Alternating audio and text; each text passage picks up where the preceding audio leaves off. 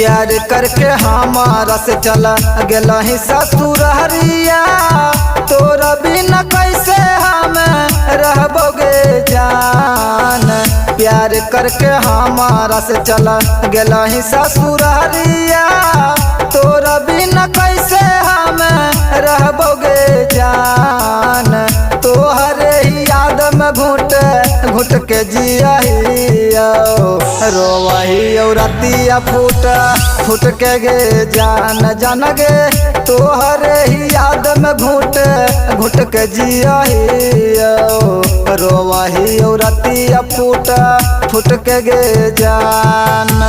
प्यार करके हमारा से चला गेला ही ससुरहरिया, तोरा बिना कैसे हम रहबोगे जान। प्यार करके हमारा से चला गेला ही ससुरहरिया, तोरा बिना कैसे हम रहबोगे जान। तोहरे ही याद में घुट घुट के जिया रोवही और रतिया फूट फूट के गे जान जान गे। तोहरे ही याद में घुट घुट के जिया रोवही और रतिया फूट फूट के गे जान।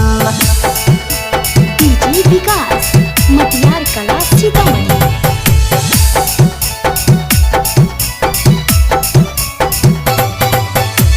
तोहरे ही गाम में राम पी के जिया फाटल कर जवा के कैसे सियोगे जान। तोहरे ही गाम में राम पी के जिया फाटल कर जवा के कैसे सियोगे जान।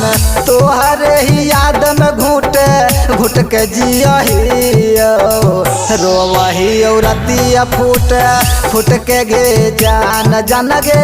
तोहरे ही याद में घुट घुट के जिया रोवही और रतिया फूट फूट के गे जान।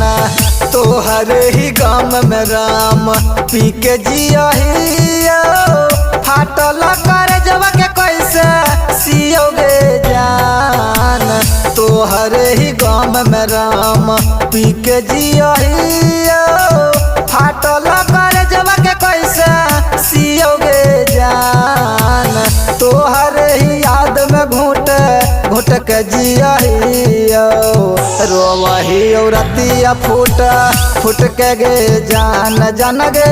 तोहरे ही याद में घुट घुट के जिया रोवही और रतिया फूट फूट के गे जान।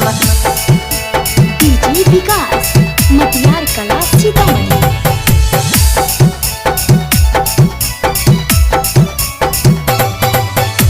मंगिया में से नूरवा सजाई लेहनी पियावा नामा के, जियते जी तू हमके भूला गेलही गे जान। मंगिया में से नूरवा सजाई लेहनी पियावा नामा के, जियते जी रोहित के भूला गेलही गे जान। तोहरे ही याद में घुट घुट के जिया रोवही और रतिया फूट फूट के गे जान जान गे। तोहरे ही याद में घुट घुट के जिया रोवही और रतिया फूट फूट के गे जान। कैले हाली वादा हमसे साथ जिए मरे के, आज काहे हमके भूला गेलही गे जान। कैले हाली वादा हमसे साथ जिए मरे के, आज काहे हमके भूला गेलही गे जान। तोहरे ही याद में घुट घुट के जिया रोवही और रतिया फूट फूट के गे जान जान गे। तोहरे ही याद में घुट घुट के जिया रोवही और रतिया फूट फूट के गे जान। Presented by Rana recording studio Dighi Jamui.